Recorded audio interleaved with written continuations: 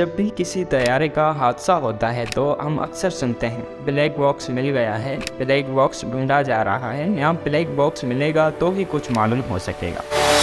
سب سے پہلے تو بلیک باکس دراصل بلیک یعنی سیاہ یا کالے رنگ کا نہیں ہوتا، بلکہ یہ تیز مالٹا رنگ یعنی اورنج کلر کا ہوتا ہے۔ اس کو بلیک باکس غالباً اسی لیے کہا جاتا ہے جب کسی حادثے کی صورت میں یہ ملتا ہے تو آگ اور ملبے کی صورت میں یہ سیاہ رنگ کا ہوا ہوتا ہے، جبکہ کچھ آراء کے مطابق ابتدائی ڈیزائن میں اس کو مکمل سیاہ پینٹ کیا جاتا تھا، تو اس وجہ سے اس کا نام بلیک باکس مشہور ہو گیا۔ یہ ٹرم میڈیا سمیت عوام میں کافی مشہور ہے، جبکہ ماہرین اس کو الیکٹرانک فلائٹ ڈیٹا ریکارڈر بھی کہتے ہیں۔ بلیک باکس دو حصوں پر مشتمل ہوتا ہے، ایک حصے کو فلائٹ ڈیٹا ریکارڈر FDR اور دوسرے حصے کو کاکپٹ وائس ریکارڈر یا CVR کہا جاتا ہے۔ بلیک باکس کسی بھی کمرشل، نجی یا فائٹر طیارے میں لازماً نصب ہوتا ہے اور عموماً جہاز کے ٹیل میں یا ٹیل کے قریب نصب کیا جاتا ہے۔ FDR حصہ ہوا میں یعنی دوران پرواز طیارے کی آگے بڑھنے کی رفتار، اس کی بلندی، ہوا کی رفتار،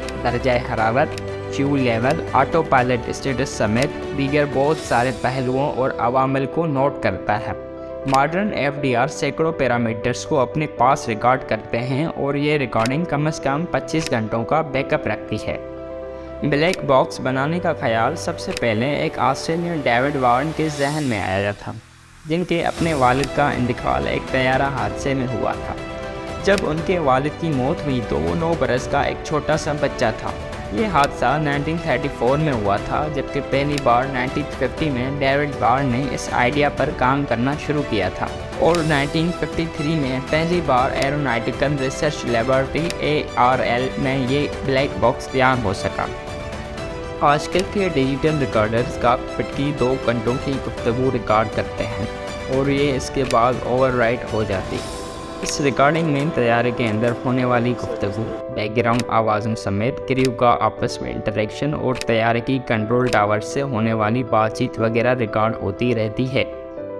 ابتدائی میگنیٹک ریکارڈر صرف 30 منٹ تک کی ریکارڈنگ کرتے تھے، لیکن یہ کوئی فکس ٹائمنگ نہیں ہے، اس لیے دورانیہ مختلف ہو سکتا ہے اور ہوتا بھی ہے۔ بلیک باکسز یا FDRs کو ورچولی انڈسٹرکٹیبل سمجھا جاتا ہے، کیونکہ یہ ٹائٹانیم یا اسٹینلیس اسٹیل جیسی دھاتوں کی دھری تون میں محفوظ ہوتے ہیں۔ ان کو طیاروں میں نصب کرنے سے قبل کریش ٹیسٹ کیا جاتا ہے کہ یہ کتنا دباؤ اور حادثے کی شدت کو برداشت کر سکتے ہیں۔ آگ میں جلنے کی صورت میں یہ 1100 ڈگری تک درجہ حرارت کو 1 گھنٹے سے زائد وقت کے لیے برداشت کر سکتے ہیں، جبکہ پانی میں گرنے کی صورت میں 6000 میٹر گہرے پانی کا دباؤ بھی برداشت کر سکتا ہے۔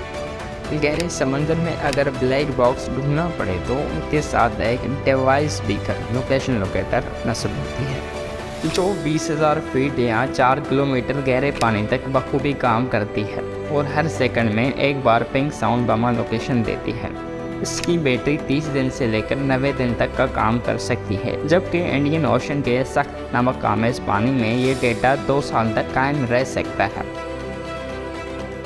ہوا بازی کے ماہرین اب اس آئیڈیا پر بھی کام کر رہے ہیں کہ کسی بھی طیارے کی real time location, voice recording اور فلائٹ ڈیٹا کو براہ راست سیٹلائٹ سے منسلک کر دیا جائے، تاکہ مستقبل میں ہونے والے حادثات کی صورت میں بلیک باکس کو ڈھونڈنے کا تردد نہ کرنا پڑے، اور بہرحال بلیک باکس جتنے بھی محفوظ اور تباہ ہونے سے محفوظ ہوں ان کو ڈھونڈنے میں ناکام ہو سکتی ہے، یا یہ تباہ بھی ہو سکتے ہیں، جس کا امکان کہیں نہ کہیں موجود رہتا ہے، جبکہ سیٹلائٹ سے منسلک ہونے کی صورت میں ایسے تمام خدشات کا خاتمہ ہو جائے گا۔ بلیک باکس کی تفتیش عموماً وہی کمپنیز کرتے ہیں جن کا طیارہ ہوتا ہے، جیسے بوئنگ کے بلیک باکس کی بوئنگ کمپنی تفتیش کرے گی، لیکن ہر ملک میں ہوا بازی کے قوانین، ریگولیشنز اور طریقہ کار مختلف ہو سکتے ہیں،